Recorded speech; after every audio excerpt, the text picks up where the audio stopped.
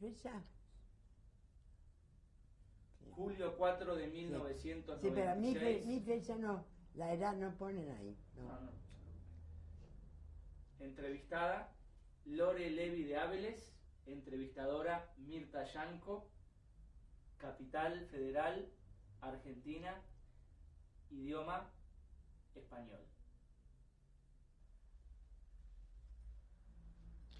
Hoy es julio 4 de 1996. Estoy entrevistando a Lore, L-O-R-E, Ábeles, A-B-E-L-E-S, Levi, L-E-V-I. Mi nombre es Mirta Yanco, M-I-R-T-A-Y-A-N-C-O. Estamos en Capital Federal, Buenos Aires, Argentina, y la entrevista es en español. Cassette número 1. ¿Quién es usted? Yo soy Lore Levi de Ábeles, nacida en Stuttgart, Alemania, el 8 de septiembre de 1910. Pasé toda mi infancia en Stuttgart. Soy hija única de mis padres. Tenía una infancia como todos los chicos en esta época, del 1910, mejor dicho, interrumpido por una guerra mundial, la primera, de 1914 y 1918, de la cual, por supuesto, no tengo mucho recuerdo porque era muy chiquita. El único recuerdo que tengo que es que mi padre sí, desde 1916, fue pedido fue integrado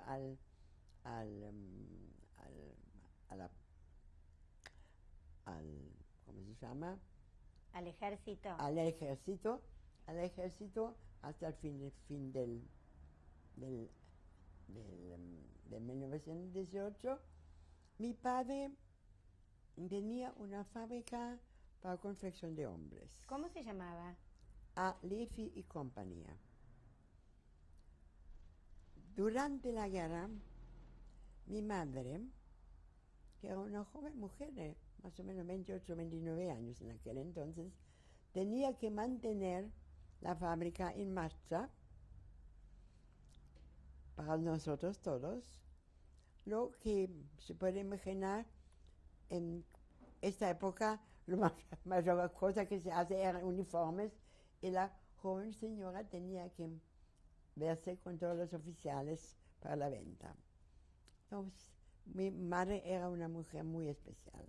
¿Cómo Siempre. se llamaba su mamá? Anna Einstein Levi. Anna Einstein Levi. Era muy especial, pero eso se va a ver durante mi cuento ahora. ¿Cómo era su relación con su papá? La relación con papá era bueno, pero un poco distante. Porque papá era distante. Es decir, eso cambió recién, en el fondo, cuando yo estaba adulta. Que no quedó muy poco tiempo porque papá falleció en el año 39, y no quedó muy poco tiempo de estar realmente muy íntimos, pero la relación con mamá era muy buena, muy íntima y muy cercana.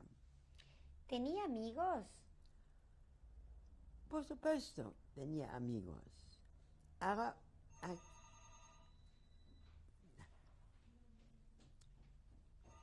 ¿Tenía amigos? sí tenía amigos. Apáguelo. Sí tenía amigos, naturalmente, pero mi familia social era un ambiente muy particular. ¿Por qué? Estamos acá para hacer la historia de una chica o grande o señora judía. Y realmente Stuttgart era muy especial en ese sentido. Realmente no sentimos nunca ningún antisemitismo en Stuttgart. Nuestros amigos, tanto míos como los de mamá, de mis padres, eran tanto judíos como no judíos. No, toda mi infancia nunca tenía ningún choque, digamos, o mala experiencia por mi judaísmo. Tenía, sí, un día un choque que no tiene nada que ver con esto, pero es político. Era más o menos 1926 en la elección del presidente alemán. Había dos. Estaba, que acá no lo van a conocer, era Ebert, que era un hombre liberal hacia el socialdemocratismo, y el otro era el viejo general Hindenburg. Se puede imaginar que era bastante distinto de la derecha. Y yo recuerdo, se dieron los resultados una mañana cuando estábamos en el colegio. Por supuesto, mi familia era para Ebert. Pero fue elegido Hindenburg, y el choque mío era que casi todo el grado estaba chocho que estaba Hindenburg. Eso no tenía nada que ver con el judaísmo, era absolutamente, únicamente político. Y eso era la única, como quiero decir, disconformidad o algo que sentía, o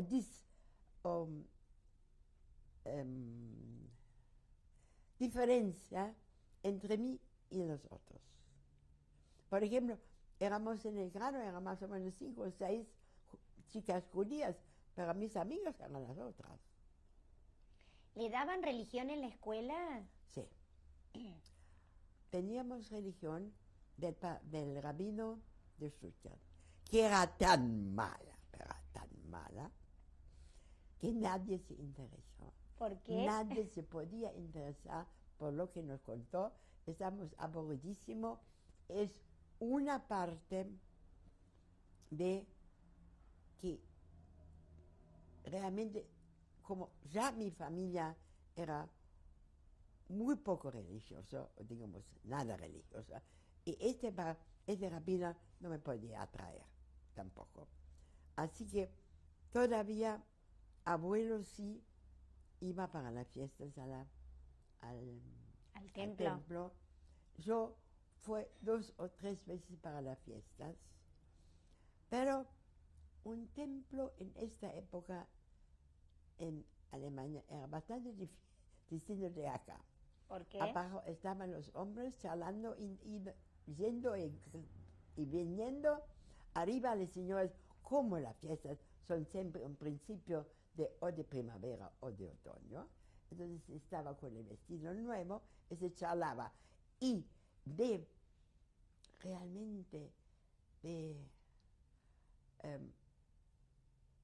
algo de religioso, esa palabra la voy a decir en alemán, de feierlich, no había absolutamente nada. Para mí sencillamente era aburrido. Eso era realmente la situación en la cual yo viví mi infancia. ¿En algún momento usted le preguntaba a su papá algo respecto del judaísmo? ¿Tenía alguna charla con él? No había. Mire, yo era una nena de Stuttgart, alemana, judía. Yo era judía, lo sabía, pero el judía vino en tercer lugar. Si quería saber algo de la religión, tenía que preguntar a mi abuelo. ¿Y ¿Le preguntaba? Muy poco. Porque en Stuttgart, en el ambiente de Stuttgart, no había problema. No era interesante. ¿Pero sus abuelos eran religiosos? No, tampoco. Lo mínimo. De ir al templo, las grandes fiestas. Si no, no. Es decir, yo nunca tengo el recuerdo de una cena en mi familia. Nunca.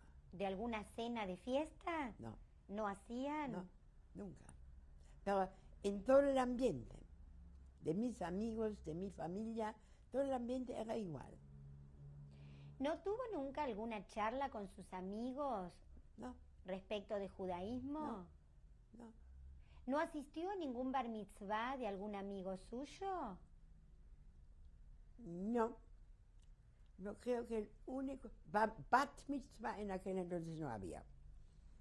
Y bar mitzvah,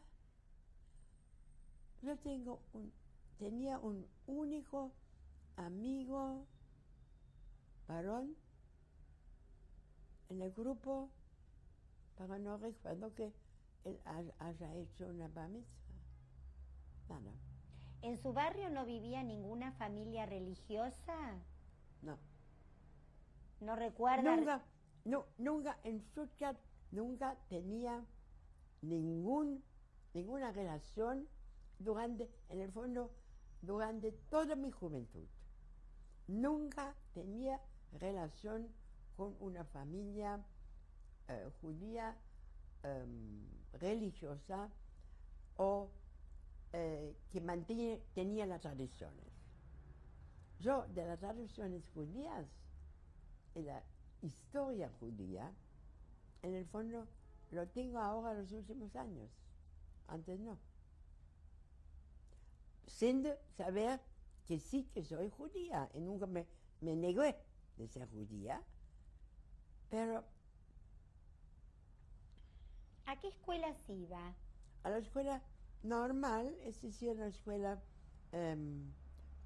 pública, normal, como estaba ayer, en aquel entonces, que había 4 años de primaria y seguida en la misma escuela, el secundario, hasta el 10º año, y después de esto fue al seminario de Jardín Infantes para la educación profesional. ¿Cómo era la clase social a la que pertenecía su familia?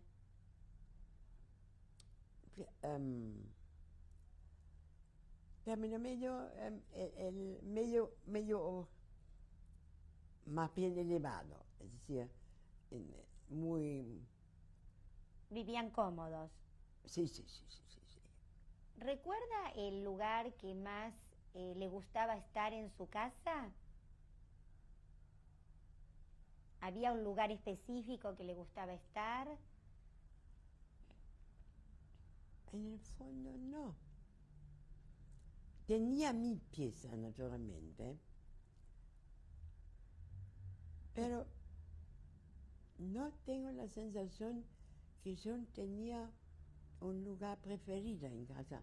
Era todo mi casa, mi departamento. Y nos vivimos primero en un departamento bastante céntrico, bastante grande, hasta que yo tenía 15, 16 años, y después nos mudamos a la casa de la foto, que estaba en las afueras, ya cerca de los bosques de Stuttgart. ¿En algún momento tuvo una conversación con su mamá respecto de la existencia de Dios? Probablemente sí, pero no que recuerda. ¿Y con Pero sus probablemente sí, porque mamá era una mujer muy moderna y se hablaba de todo de ella, pero no era un tema, yo no, por lo menos no recuerdo que eso hubiera sido un tema que me interesaba o me inquietaba de chica. Usted me contó que su papá estuvo en la guerra, la Primera Sí, Guerra. Sí. ¿Recuerda cuando él volvió de la Primera Guerra? Bueno, papá no estaba en el frente. Papá estaba interno, en el colegio interno, y siempre cerca de Stuttgart, así que iba y venía muchas veces. ¿Y ¿no? qué le contó de la guerra a usted cuando volvió? Nada. Yo era una nena de 6, 7, 8 años. En aquel entonces, a la nena de 6, 7, 8 años, una no contaba. Además, si papá estaba en casa, estaba hablando con mamá, es decir, la fábrica en ese momento era más importante, y papá, por lo menos, por supuesto, estaba entonces charlando de mamá, de todo lo, todo con respecto a la fábrica, a lo que mandaba, que tenía que hacer, que no. ¿Recuerda si para mantener la sinagoga o alguna institución judía su papá aportaba dinero? Supongo que sí, no sé. Como le digo, era muy chica, no sé, pero supongo que sí. Usted me contó que estudió en el seminario para maestra jardinera. ¿Y Sí. terminó sus estudios? Terminé los estudios en 3 años y después de esos 3 años fue a Ginebra, al Instituto Rousseau, para estudiar psicología. Hice el certificado de études de psicología en Ginebra, estaba 1 año y medio más o menos. Para aprender el francés, como era costumbre en aquel entonces, y además mamá, para estar más moderna, había encontrado este colegio, así que yo ya no estaba en una institución cerrada, sino vivía en casa de una familia y iba al colegio. ¿Usted trabajaba en esa época? No, en esa época yo iba a la universidad nada más. ¿Y sus papás le pagaban los estudios? Claro. ¿Y usted vivía en la casa de una familia judía? No. No. ¿Era una familia cristiana? Era una familia cristiana. Una familia de músicos. Vivía en Ginebra. ¿Y qué recuerda de esa familia? Muy agradable. Eran realmente, eran muy amorosos. Era matrimonio mayor con una hija que en aquel entonces me pareció muy mayor. Habrá tenido 40 años más o menos, ¿no? Pero me trataron realmente como una hija de la familia. Me dieron toda la libertad, me dieron toda la responsabilidad para mí mismo, pero me dieron también toda la confianza, que yo no abusaba de su libertad. Realmente eran 1 año y medio de los mejores de mi vida en un grupo de estudiantes en Ginebra, realmente un ambiente muy, muy agradable. Pero era una universidad privada. No, la universidad, no, era la Universidad de Ginebra, es decir, es decir, además, nosotros no éramos parte de la universidad, el Instituto Rousseau era parte de la universidad, pero creo que era todo oficial. No creo que era. ¿Y usted viajaba? Creo que era pago, pero no estoy seguro. ¿Y usted viajaba a Stuttgart a visitar a sus papás? Sí, para las vacaciones. ¿En este instituto es donde conoce a Piaget? Sí. Cuéntenos. En ese instituto conocí, pero ahí era uno de nuestros profesores. Todavía no era el Piaget, de grandes palabras. En aquel entonces era el Piaget que estudiaba a sus hijos y nos contaba las experiencias que él hacía, especialmente en cuanto a el desarrollo del pensamiento, el desarrollo de la lógica, todos los primeros desarrollos, yo creo que tenían también ellos entre 3 y 4 años, así era, lo teníamos de primera mano. ¿Él les contaba de sus hijos? Sí, claro. Él, él estudiaba eso en base de sus chicos. Supongo de otros chicos también, pero la base era la suyos. ¿Recuerda alguna charla con él, usted? Particular, no. No. ¿Y cómo era como profesor? Siempre, usted no sé si usted tiene la idea o la visión de la cara de Piaget de viejo.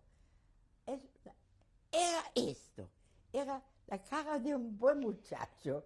Esta cara de buen muchacho tenía hasta los últimos años. Muy simpático, muy agradable, muy sencillo. Era buen profesor. Era buen profesor, pero un profesor muy joven. Tiene que haber tenido unos 30 años en aquel entonces. Imagínense, son del 29 al 96, son unos cuantos añitos. 70 y pico.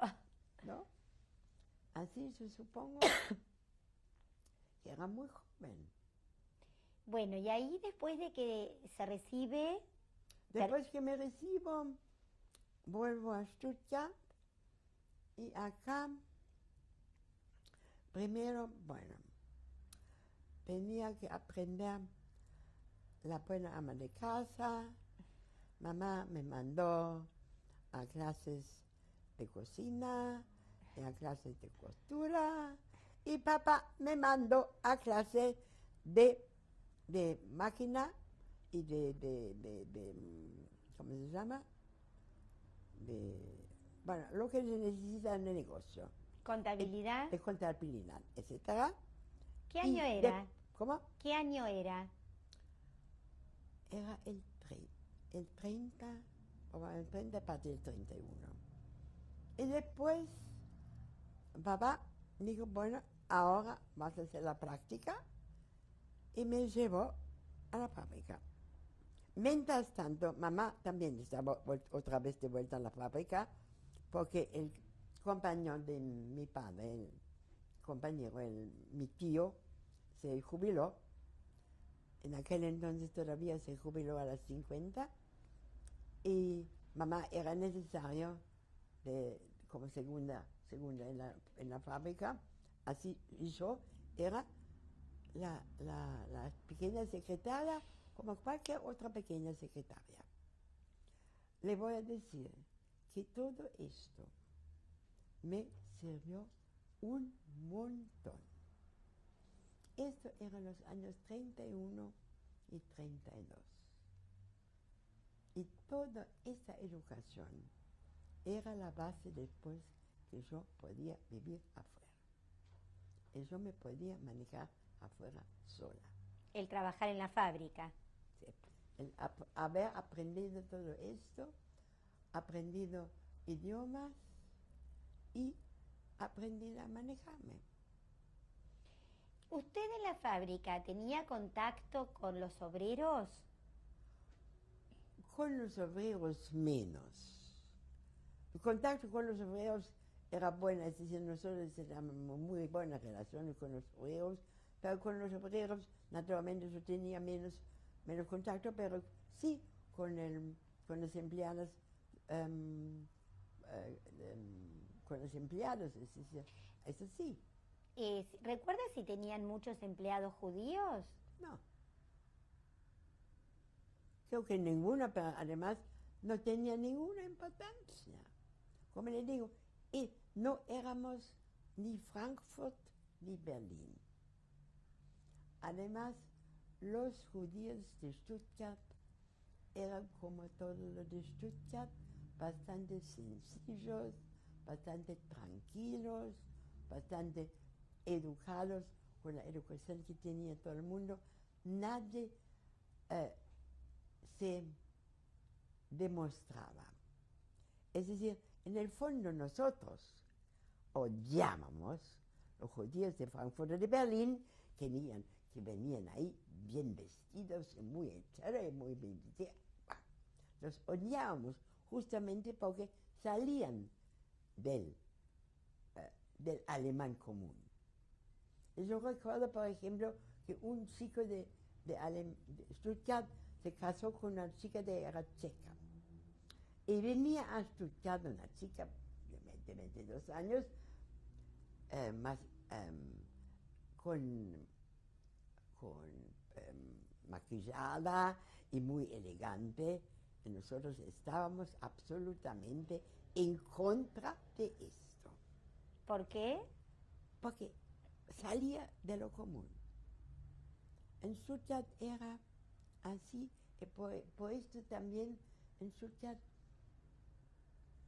por lo menos en mi ambiente, no había ninguna importancia si uno era judío o no.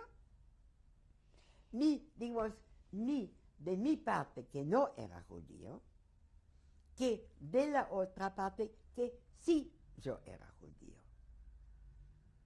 O judía, ¿no? No había importancia. Usted me dijo que le sirvió muchísimo el haber trabajado en la fábrica. Sí. ¿Le gustaba ese trabajo a usted? Bueno, no me entusiasmaba, pero estaba en familia ¿Y qué pasó después? bueno, esto eran los años, hasta los años 30, 31, 32. Ahí cambió la cosa. ¿Por qué? Es decir, ya, yo recuerdo, esta es una cosa que recuerdo, mis primeras impresiones y mis primeras reacciones a Hitler. Yo recuerdo en el año 32, estaba de visita en Ginebra en casa de amigos y discutimos sobre el nazismo. Y mis amigos me dijeron, pero escúchame, déjalo venir 2 o 3 meses y se acabó. Y yo dije, no se acabó.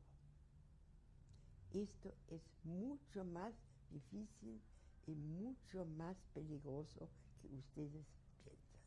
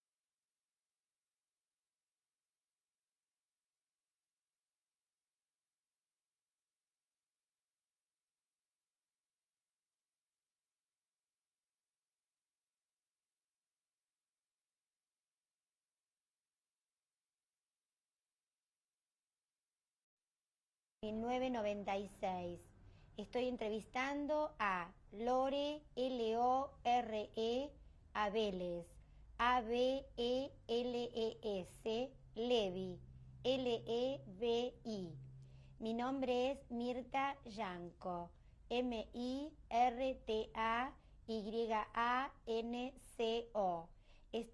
Estamos en Capital Federal, Buenos Aires, Argentina, y la entrevista es en español. Lore, cuéntenos lo que nos estaba contando respecto del nazismo.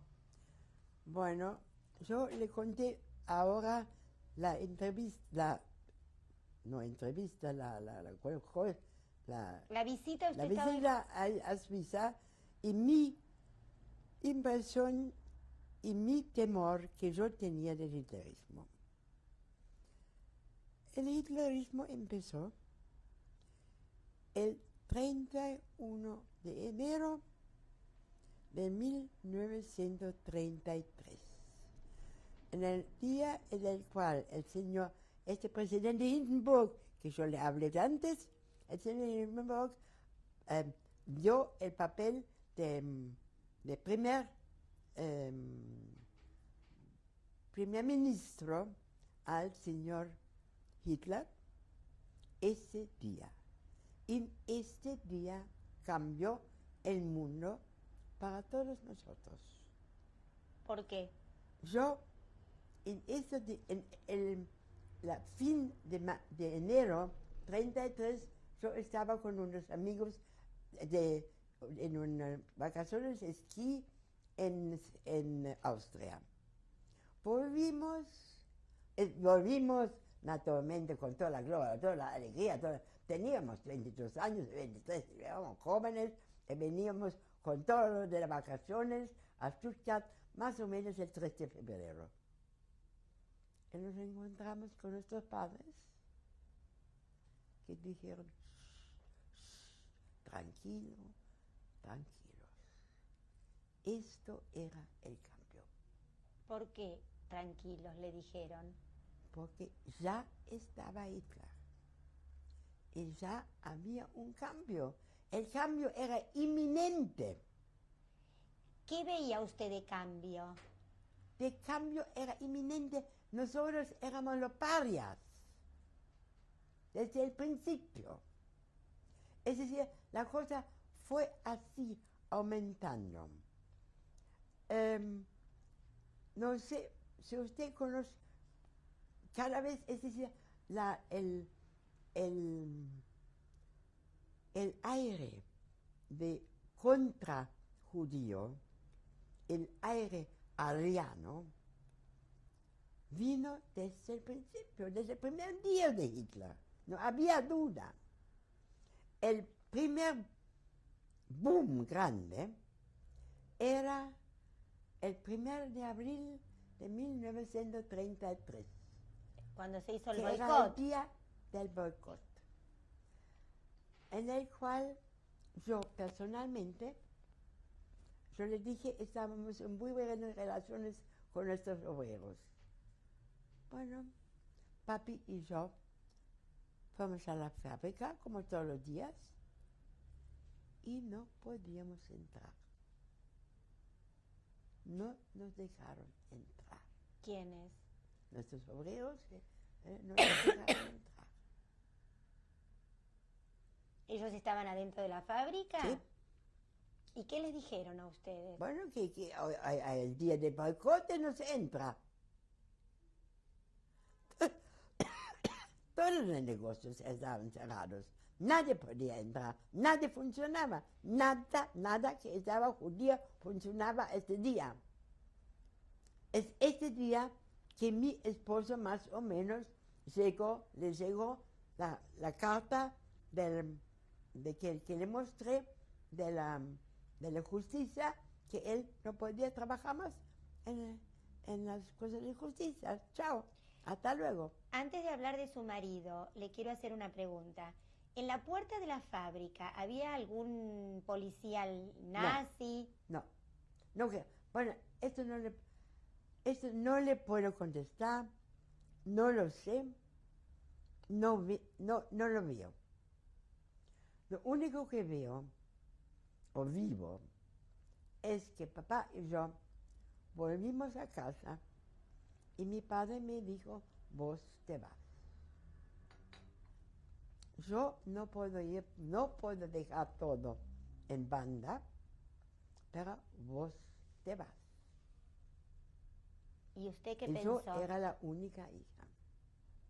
Papá, en esa época, mi padre hacía siempre sus viajes de negocio a Suiza, así que más o menos fines de abril, principios de mayo, fue a Suiza, dio un aviso en Le Monde y otro aviso en el Corriere de la Sera, buscando para una judía alemana, maestra de jardín de infantes, un lugar en una institución o en una familia. Vinieron varias cartas. Yo al principio acepté un lugar en Francia, esto para entrar más o menos fines de junio, principio de julio. Mientras tanto vino un llamado telefónico de Milán con otra familia que me ofrecía lugar, y mi padre dijo, mira, pensándolo bien, en Italia ya está el fascismo, sin antisemitismo. Además, yo estoy 2 veces por año allá, voy a Milán, anda a Milán, acepta esto. Bueno, ¿Usted estaba de acuerdo en irse? sí. Además, querida, en esa época eran los padres que manejaban la cosa. Yo tenía 22 años, era muy joven. Sus amigos judíos de Stuttgart, ¿qué hicieron? Nadie fue. ¿Todos se quedaron en Yo fui Stuttgart? la única, que fue tan temprano. Bueno, Y usted nos iba a contar algo de su marido. no lo conocí todavía. Bueno, entonces cuando lo conoce nos Sí. cuenta. Entonces, Bueno, ¿y entonces... su papá le iba a pagar a esta familia por usted, por tenerla a usted? Este papá me agarró con toda mi valija, se puede imaginar, ¿no? Y me llevó a la familia Segre, en Milán, donde yo no era la institutriz, era más bien la niñera, que ni siquiera tenía una pieza. Dormí con el chico y a la mañana cuando me levanté dije chao Lore, y a la noche cuando me acosté dije buenas noches Lore, y aguanté un año. ¿No Con había una- ninguna relación con la familia? Claro que arreglar. El papá era muy tranquilo, era judío, la madre era una mezcla de una judía vienesa y un padre inglés, no judío. Los chicos era una nena de 5, un varón de 3. La nena era horriblemente difícil y con la mamá.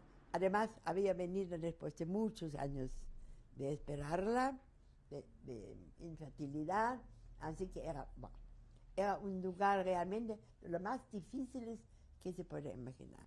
Usted conoce la casa de la cual vino, la situación en la cual vine, en la mente en la cual vine, y ahí estaba. Y teníamos que preguntar si la nena se puso el vestido colorado o el vestido rosa, porque esto dependía de mamá, no de ella, de mí. Y mientras tanto, ¿usted no se comunicaba con sus papás Por supuesto. y no quería volver a Stuttgart? No, esto no.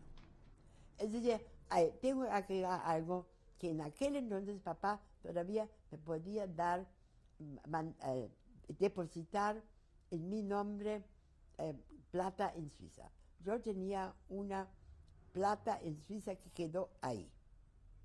Que quedó para todos. No. Aguanté un año en lo de la señora Segre y después se me ofreció otra chica alemana judía que tenía un jardín de infantes y lo quería dejar. Me ofreció su mueblaje, todo lo para él, lo compré. Salí de la familia Segre, me busqué una habitación en una pensión y en otra habitación hice este jardín de infantes que usted también le conoce, y del cual, bueno, viví dando clases alemanas o clases particulares en la tarde. En la mañana tenía mi jardín de infantes que florecía bastante bien. ¿Cómo era la vida de los judíos en el Milán? Mire, los Segres no tenían ninguna vida social. Yo después de mi pensión tenía algunas familias judías, sí, especialmente clientes de papá, donde fue de vez en cuando. En ese momento todavía no había ninguna cosa contra judíos en Italia. Además, también cuando vino después, los italianos no entendían. ¿Qué es esto? En los alemanes hay católicos, hay protestantes, hay judíos. ¿Cuál es la diferencia de estos dos, de protestantes y judíos? Porque no lo entendían. Mientras tanto, en Alemania, la cosa fue mucho más brava. Es decir, el 1 de abril era el primer día.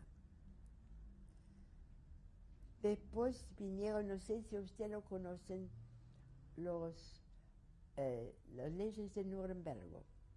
Bueno, ¿no? Con la prohibición. Bueno, Ariano, si usted tenía un bisabuelo judío, usted ya de Ariano no tenía más nada, ¿no? Tenía todas las dificultades. Los chicos no podían ir al colegio, no se podía estudiar, no se podía tener muchachas. Solo nuestra, gracias a Dios, tenía 42 y podía cuidar a mamá hasta el momento que ella salió. Así que era muy, muy difícil, cada día peor. ¿Usted tenía noticias de sus amigos? Por supuesto. En esta época yo todavía podía viajar a casa. Todavía era libre que yo las vacaciones me fue a casa, ¿no?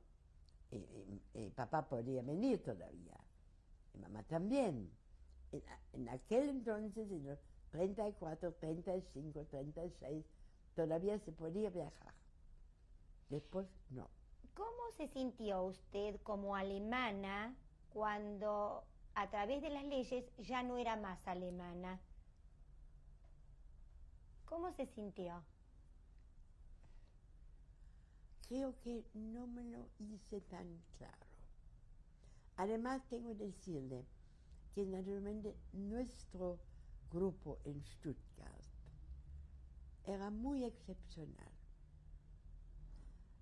Es decir, si usted encontraba, o mamá, yo ya no estaba, a mamá encontraba a alguien, digamos, en Cabildo, uno de los amigos, y vino el amigo para empezar, mamá dijo, no, por favor, no. Y la amiga dijo, sí, a mí no me importa a quién saludo, yo saludo a quien quiero yo saludar.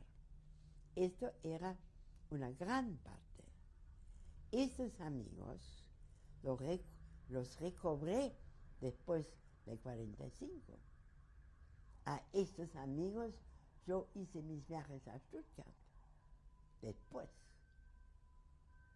Estos amigos eran los que cuidaban y guardaban las joyas. Usted sabía que había que entregar todas las joyas. Usted sabía que había que uno salía de 10 marcos. Todo esto desaparecía. Bueno, esta parte yo naturalmente la viví más de afuera. Yo era una de las pocas que ya en 33 lo vivía desde lejos y no directamente adentro. Pero igual lo sabía. O sea que usted ya se sentía menos alemana.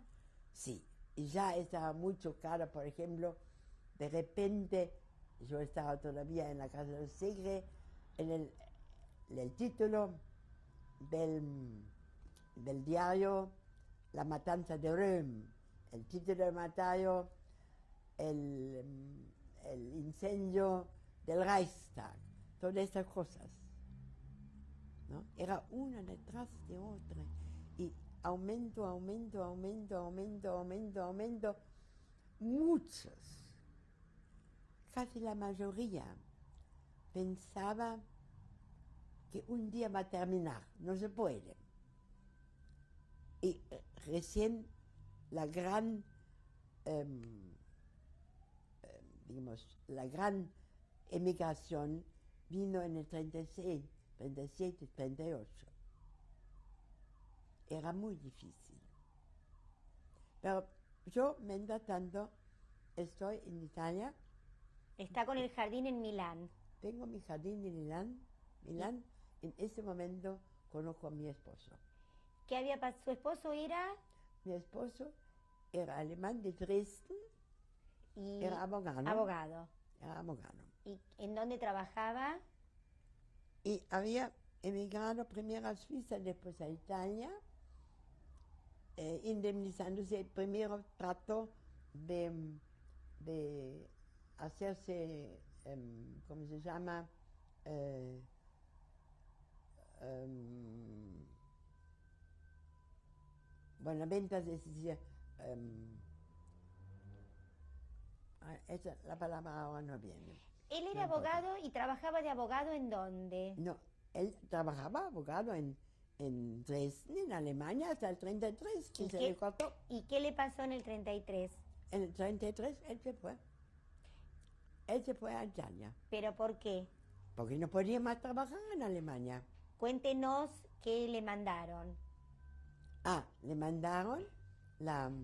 le sacaron todo el derecho de trabajar como abogado en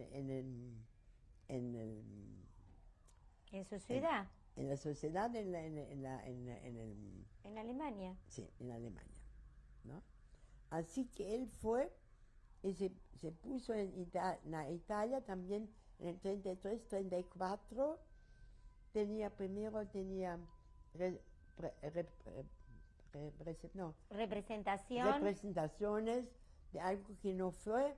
Después vino una química que le propuso hacer la producción de cápsulas de gelatina para botellas. Y bueno, y ahí lo conocí yo, cuando él trató de hacer las cápsulas de gelatina. Él era tanto químico como abogado. Tenía mucho fervor químico y logró hacer las cápsulas. Yo tengo todavía capsulitos acá de entonces. Y se casaron. ¿Todavía? No. Primero nos conocimos.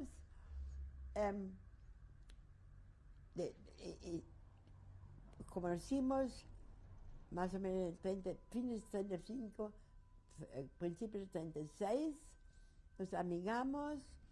Él todavía en aquel entonces tenía el coche, en forma de paseo, hasta que en el Navidad 36 o 37. Bueno, nos fuimos a esquiar a las Alpes de Surín y ahí sí decidimos casarnos. Pero esto no era tan fácil, porque mi papá era del vieux genre, que el esposo tiene que tener la posibilidad de mantener su señora y tiene que tener una posición. Entonces papá, para un casamiento no estaba. Papá en aquel entonces no entendía, no podía entender que de a dos es más fácil de pasar esos tiempos que solos.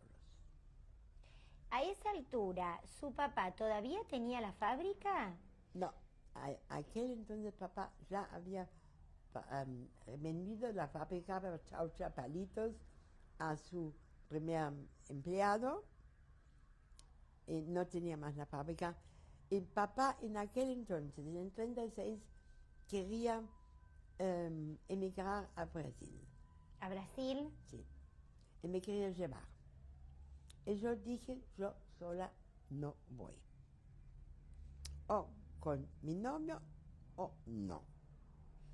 Y papá dijo, ¿qué hago yo en Brasil con un viejo, con un abogado, que no es más abogado, que no es nada, y que no sé cómo es? ¿Qué hago? Gracias a Dios. Porque papá después enfermó mucho, tenía un bacilo, es decir, una enfermedad de tiroides, y gracias a Dios podía vivir vivir y morir tranquila en su cama en Stuttgart con todo lo que podíamos darle en aquel entonces todavía que se podía dar por plata, y en Brasil hubiera sido un debacle. ¿Usted pudo ir a Stuttgart para...? No, ¿Qué pasó? no. Yo ya no podía ir más a Stuttgart.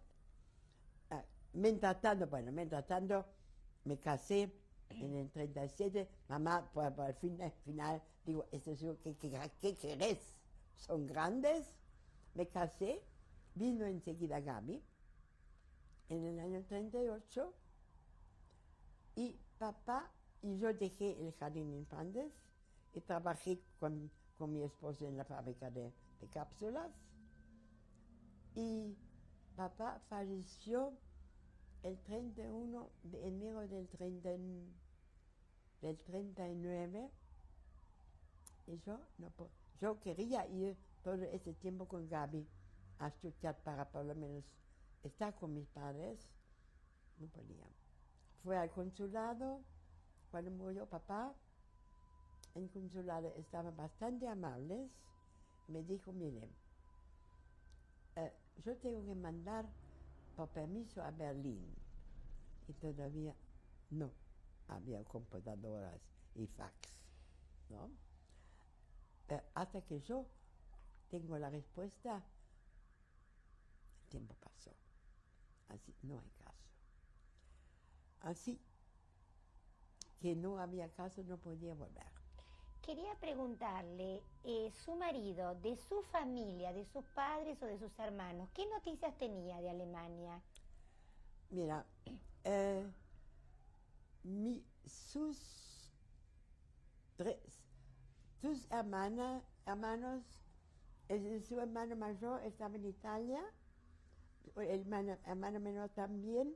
Su madre había quedado en Alemania, pero ella murió, creo, en el 36, porque esto era todavía una época en la cual podíamos ir, estábamos de novios, pero podíamos ir allá para el entierro, todavía con él. Entonces llevábamos la única hermana que era soltera también con nosotros a Milán, y los únicos que nosotros perdimos en el Holocausto es su hermana mayor con la familia. Con ellos no había caso de sacarlos porque eran tan tercos como no sé qué. ¿Por qué? Mi cuñado era químico y tenía oportunidad de tener un lugar para él en Estados Unidos, pero no de la familia, no me separo. En aquel entonces, en estos años, había una posibilidad de llevar los chicos sin visa, absolutamente libre, a Inglaterra. Tenían dos nenas. Nosotros le escribimos, por favor, manden las nenas, salvan las nenas. No había caso. ¿Pero qué pensaba él? No querían separarse los cuatro. Estos son los cuatro que llegaron a Theresienstadt. La chica mayor, sabimos que fue a Auschwitz, pero murió de una enfermedad de riñones, murió normalmente, no en la cosa. Mis cuñados fueron deportados de Theresienstadt, no sabemos a dónde y no sabemos qué fue de la chiquita.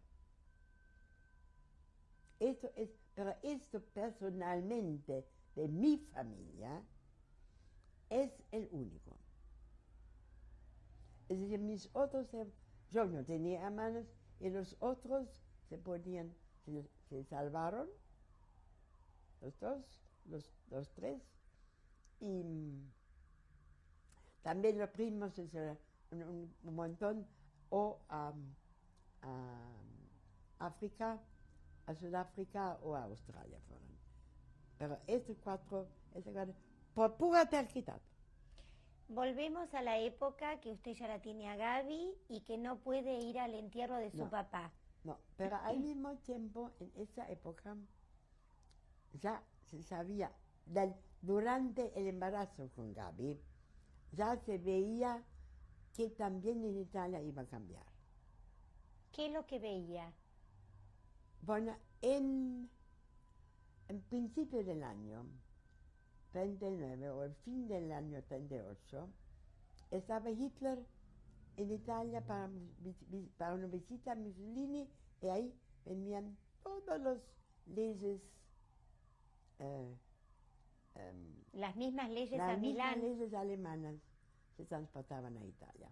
Y ya antes, nosotros teníamos la duda, pero conmigo embarazada con el bebé no queríamos ya irnos y salir, era difícil. Hasta que cuando llegó, Gaby tenía 6 semanas, el 1 de septiembre vino la ley que todo judío que después del 18 se residió en Italia tenía dentro de 6 meses desaparecer de Italia. Así era la ley. Era la ley. Yo tenía una nena de 6 meses, de 6 semanas. Así que no había nada. También no podíamos tener muchacha ni nada, solo la diferencia era que mi partera vino a la mañana, llevó los pañales sucios de Gaby porque no había todavía descartables. Se lo dio a mi muchacha. Mi muchacha a las 6 de la noche se la devolvió y se me lo trajo. Eso era Italia. Eso en Alemania no era posible. Eso era en Italia. Porque no sabían qué quieren ahora de judíos, de ustedes judíos. ¿Por qué? Nadie lo entendía. Pero para nosotros empezó la lucha de dónde ir. A Estados Unidos tenía un cupo para todos los países. Y se puede imaginar que el cupo en el 38, el cupo para alemanes ¿Estaba lleno? estaba lleno. Mi cuñado menor, el hijo menor, el hermano menor de mi esposo, él tenía todavía. Él era joven y él tenía todavía un cupo. Él es el único que se fue a Estados Unidos. Ahora está allá, es un vegetal, o sea, que no vive. ¿No querían recibir a los alemanes judíos, dice usted? Sí, no, pero había un cupo. ¿Basta? ¿O más?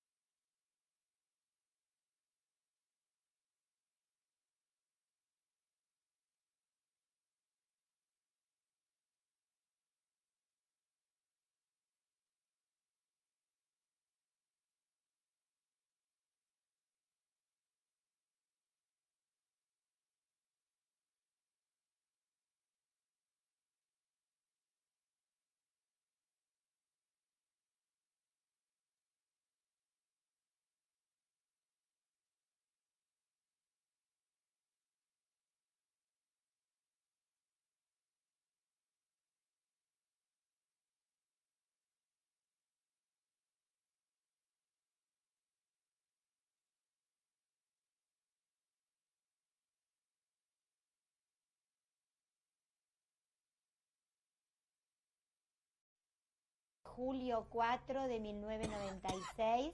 Estoy entrevistando a Lore, Lore, Abeles, Abelles, Levi, Levi. Mi nombre es Mirta Yanco, Mirtayanco. Estamos en Capital Federal, Buenos Aires, Argentina, y la entrevista es en español. Lore, yo le pregunté qué sintió cuando le sacaron esa ciudadanía alemana? No me la sacaron. Yo vivió con un pasaporte alemán. Es decir, por supuesto yo estaba enojada, no entendía más nada. Pero, como les dije, mi personal experiencia que hice yo con los alemanes de Stuttgart era buena. Que no entendí los otros, que tenía mucha bronca, que me sentía excluido. Sí, pero tan grande era, eso no le conté todavía, tan grande era igual la pertenencia que nosotros volvimos a ser alemanes. Mi esposo y yo, y mamá también, pedimos en los años 50, cuando se podía devolver a la cosa alemana. Yo soy alemana por pasaporte. Yo en sí no tengo ninguna,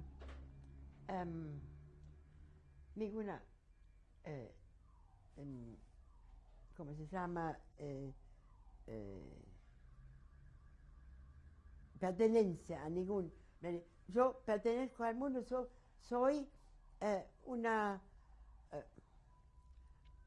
perteneciente una cosa de todo el mundo. Es decir, no me importa si yo vengo a Stuttgart tiene una entrada con el tren muy particular que se va todo alrededor de Stuttgart hasta llegar al tren. Yo estoy en casa. Esto es mi mundo, esto tengo que decir en alemán, esto es mi Landschaft, esto es donde yo crié, donde yo era nena, donde yo me fui de paseo. Y además, yo nunca volví con mi esposo a Alemania. Él no quería volver a España. Yo volví por primera vez a Alemania cuando él había fallecido en el 62. ¿Y dónde viví estos años? En lo de mis amigas. Se tornaron. 3 semanas acá y 3 semanas allá. Ahora, desgraciadamente, todas mis amigas fallecieron, están antes de mí.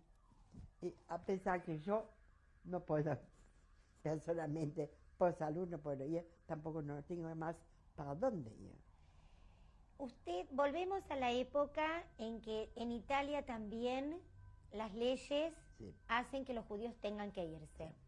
Entonces, ¿qué hacen? Bueno, buscar una visa. Una visa por donde quiera. Yo recuerdo una. Por ejemplo, bueno, Gaby tenía, como le dije, 6 semanas, 8 semanas. Se decía en Génova el consulado de Colombia da visa. Bueno, trápate. Coche de un amigo. Gaby con el padre a Génova. No hay más. Bueno, la búsqueda de visa era muy, muy grave. Nosotros teníamos suerte. Mi padre tenía un primo, que era más que primo, un hermano en Suiza, que tenía muy buenas relaciones acá con la familia de Alfredo Hirsch de Bungeborn. Y a través de ese primo de mamá, de papá, con Alfredo Hirsch en Bungeborn, recibimos la llamada. Para nosotros 3 y mi cuñada. Justamente a horario del 1 de marzo, que era nuestro día último.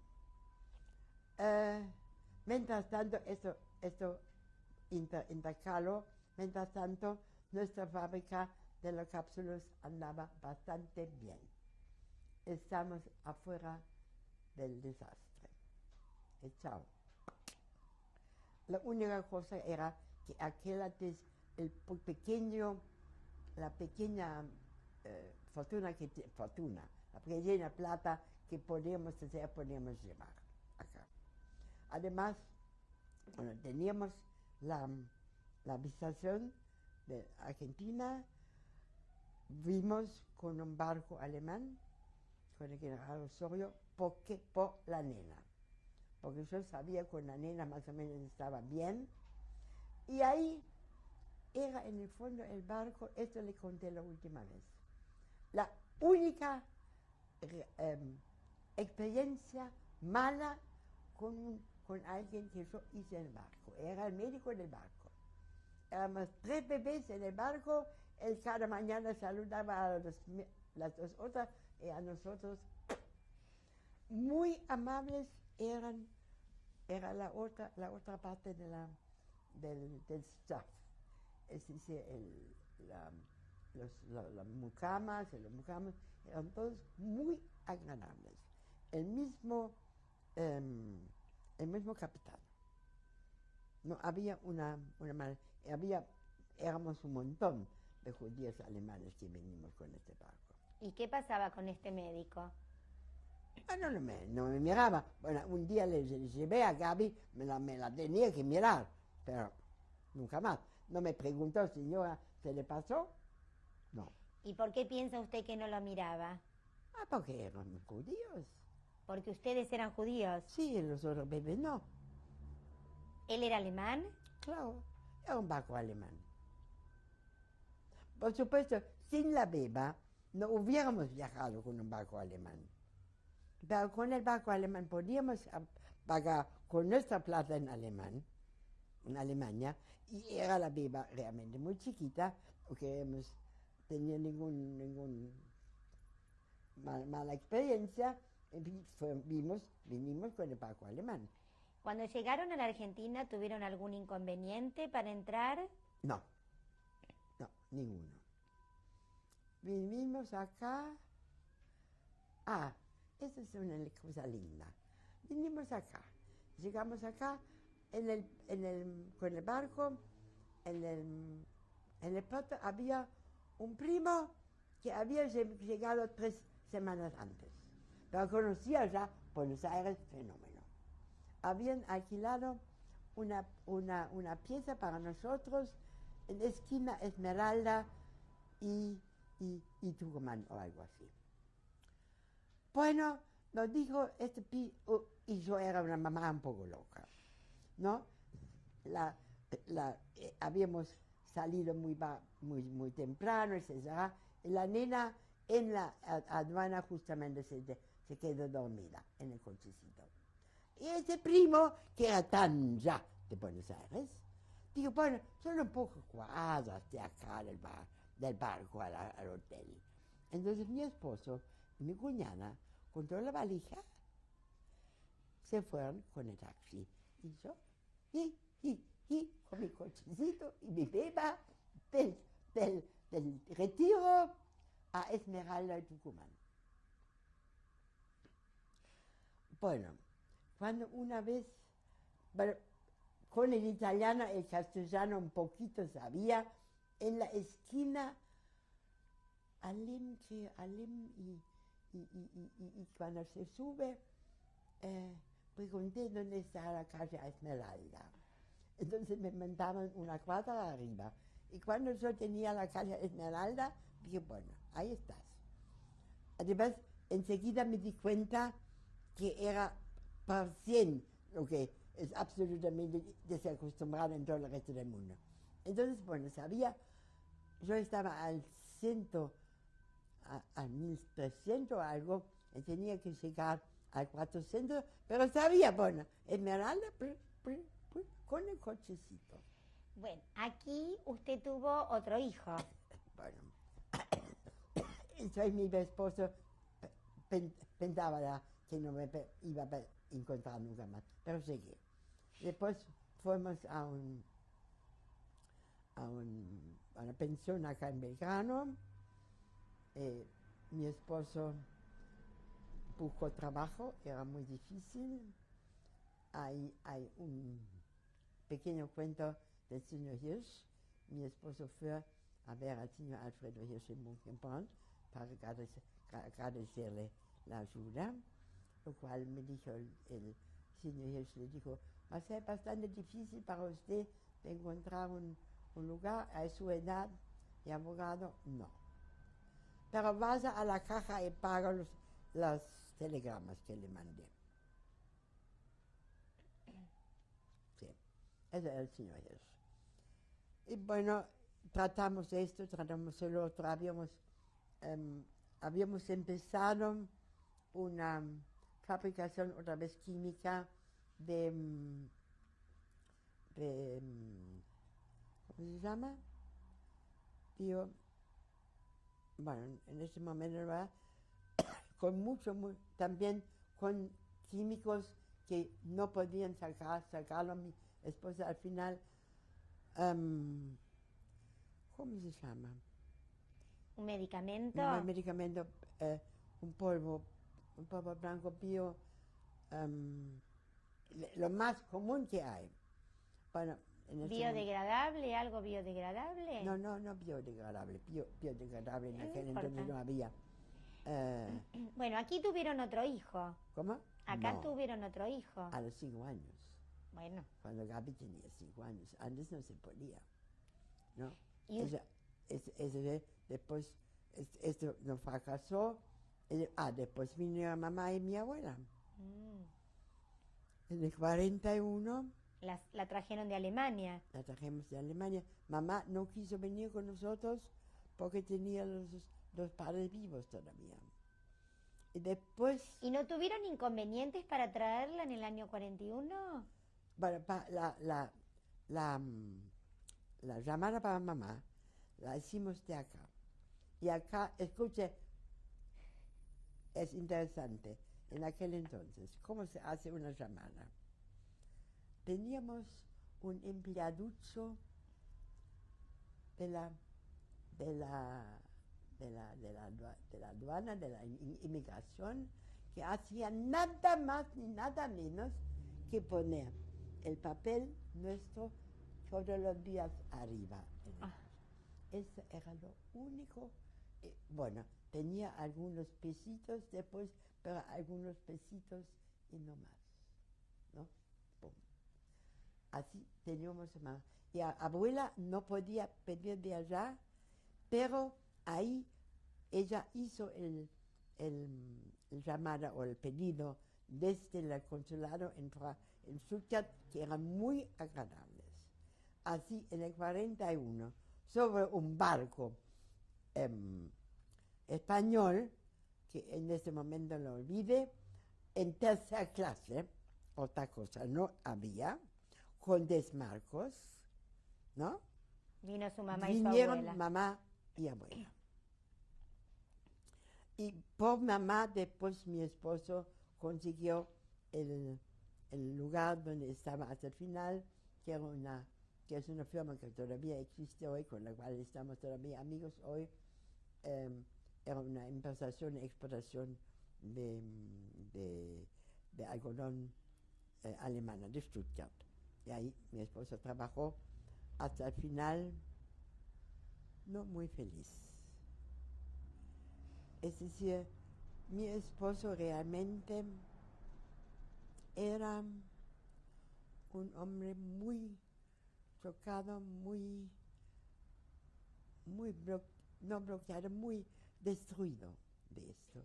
Es decir, él era abogado y él era todo esto y él no había trabajado, había hecho la fábrica de cosas, de cápsulas. De cápsulas. Y acá pasó lo mismo con nuestro producto que vino cuando nosotros lo hacemos. Es algo que se pone en el agua, que es para todo. Bueno, me voy a preguntar. ¿Usted de qué trabajó aquí? Yo aquí no trabajé mucho, hice un jardín alrededor de Gaby, un tiempo, antes de nacer Robbie, y después, a los 5 años de Gaby, más o menos a los 4 años, más nació cuando tenía 5 años, hicimos a Robbie porque no queríamos, yo era única, no quería una hija única, y ahí vino Robbie. Y usted trabajó en un jardín aquí. Yo no lo tenía el jardín, alrededor de Gaby. Ajá. Había hecho un jardín, después no hacía más falta, no trabajé más. No trabajé. Ahora viene otra cosa. Durante todos estos años, cuando los chicos eran chicos, yo no trabajé. Pero hice, cuando Robbie tenía 15 años más o menos, hice un curso, me olvidé de decirle, un curso acá de asistente de psiquiatría infantil que se hizo abajo en Belgrano, en el Instituto del Lisiado. Se dio por dos o 3 cursos, 2 años para terapia infantil, y ahí empecé a trabajar después. Los chicos eran grandes, entonces empecé a trabajar primero en el hospital Lanús con el doctor Goldenberg, mejor dicho en la parte infantil de Goldenberg, y después para mí sola. Hasta que tenía más o menos un poco más de 70 y dije no, los chicos no necesitan una abuela para identificarse. Demasiado. Dígame, ¿cómo es su vida judía aquí ahora? Mi vida judía ahora es muy rara. Tengo unos amigos, tal vez es demasiado dicho, pero conocidos, que tienen un grupo, que empezó a ser un grupo alemán, pero no lo es más, ahora somos los únicos, que se encuentran en ese momento los sábados por la noche, antes era el viernes, y hacen historia judía. Y esto es lo que me interesa, ¿no? Leen Biblia, interpretan Biblia, hacen las fiestas. Aquí estoy, es decir, no digamos, soy más judía, no soy creyente, nunca voy a ser creyente de nada porque no creo en nada, ¿no? Pero estoy en el ambiente, conozco el ambiente, hago la fiesta más para ellos, para hacer, pero aprendiendo mucho y es muy agradable. Es mi momentánea relación con el judaísmo. Dígame, Lore, si tendría que darles un mensaje a la gente que viera su video, ¿qué les diría? Eso es muy difícil. Que yo trate de ser lo más objetivo posible, tanto en lo bueno como en lo malo, que yo sé que dentro de todo, ¿qué pasó? Todavía yo tenía, lo tenía más fácil. Había gente que sufría mucho más. Tenía siempre una buena relación de familia que es tan importante. Yo pude hacer que mis 2 hijos y mis nietos ahora están en la posición de la cual yo terminé en Alemania. Era muchas veces naturalmente era esto de llevarle allá un sacrificio para otras cosas. Pero pudimos hacer, mi esposa y yo, de darle lo único que uno sabe hoy, que es la educación. A propósito, le quiero agregar algo que no, los otros van a saber o no. Mis abuelos eran los últimos que podían hacer planes para sus hijos. Mi padre ya no.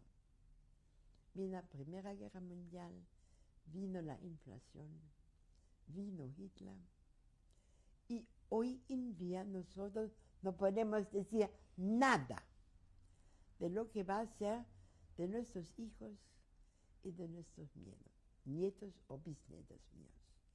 Lo único que puedo desear a ellos y a todos los que me escuchan, que den una educación y una base de familia segura para que pueden hacer todos estos cambios. Mi vida cambió de uno a otro a los 22 años. La Fundación Survivor of the Shoah Visual Story Foundation quiere agradecerle por habernos permitido conocer su historia.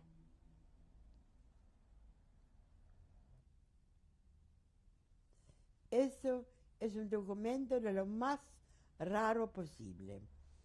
Es una notificación que viene del Führer y Reichskanzler, que quiere decir del señor Hitler personificado, a mi papá, que se llama Martin Levy, y que le da una orden de honor por su presencia en la Primera Guerra Mundial, que realmente mandado con fecha de junio 1935.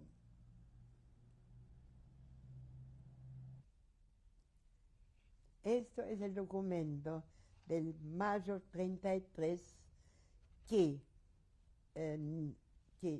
saca a mi esposo el derecho que él tenía que trabajar para la justicia alemana oficialmente, para la parte superior de la justicia, y que le niega todo el derecho de trabajar como abogado oficial en Alemania. Esa es mi abuela Lea Einstein, mi abuela materna, en el año 31. Ella llegó a Buenos Aires en el 41 y falleció acá en el año 48. Es una foto de mis padres, Martin Levy y Anna Einstein de Levy, y mío, Lore Levy, en aquel entonces, tomado en el año 35 en Stuttgart, delante de mi casa. En 35 yo todavía podía viajar y salir de Alemania.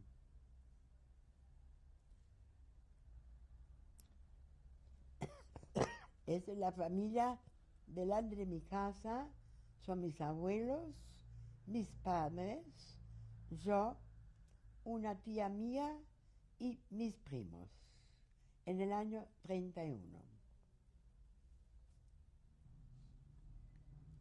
Esto es la casa de mis padres en Stuttgart, Zeppelinstraße 147C, con una bellísima vista sobre todo Stuttgart en el año 31. Esta es una foto del Instituto Rousseau de la Universidad de Ginebra en el año 1929, del grupo de mis estudiantes, de mis compañeros con los profesores, de las cuales... En la fila de abajo, el tercero, empezando de la izquierda, es Piaget, su profesor. Y usted está ubicada en la tercera fila, de arriba hacia abajo, la número 6, comenzando desde la izquierda.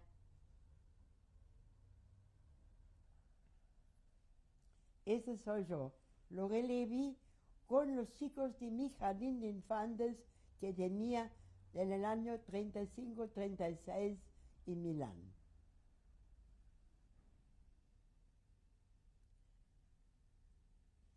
Esto es mi casamiento delante del edificio en el 2 de junio de 1937.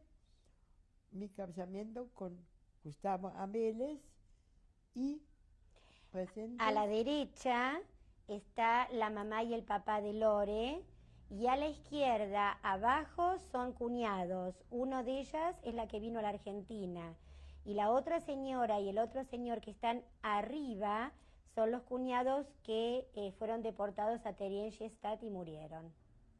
Sí.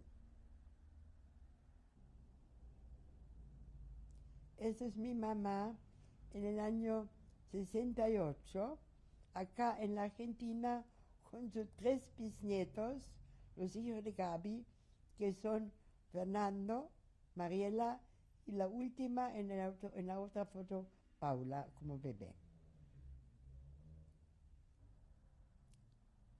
Esta es una foto actual de mí con mi familia. Mis hijos, mis hijos políticos, mis nietos con sus esposos y mi bisnieta Luciana.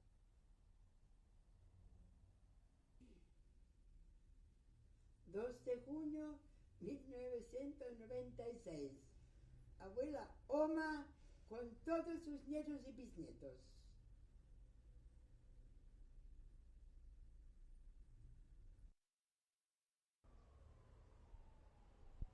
A él le presento mi familia. A este lado está mi hija Gabriela con su nieta Florencia en el brazo, y atrás de ella Roberto. Del otro lado es mi nieto Fernando con su hija también, que se llama Luciana, y su señora Fabiana. Ahora faltan la gran parte de la familia. Faltan primero los otros hijos de mi hija. Una, Mariela, está en Estados Unidos con su esposo, y Paula y Eric no podían venir. Los hijos y familia de mi hijo no podían venir, ni Adriana, ni los dos hijos grandes, que son Martín y Nicolás, ni los chiquitos, que son Juan y Bárbara. Así que le traigo ni siquiera la mitad de esta familia, pero es muy simpática. Bueno, yo quería decir lo orgulloso que estoy de tener una abuela como la que tengo, con la edad que tiene, con la historia que tiene encima. Agradecer a la Fundación la posibilidad de perpetuar a nuestra abuela en el tiempo y en el espacio, y poder verla en cualquier momento, en cualquier lugar, a partir de cuando se edite esto. Y bueno, y lo difícil que fue para ella y lo fácil que significa para nosotros el hecho de vivir en este país, siendo judíos, y darle las gracias por esta posibilidad que nos da.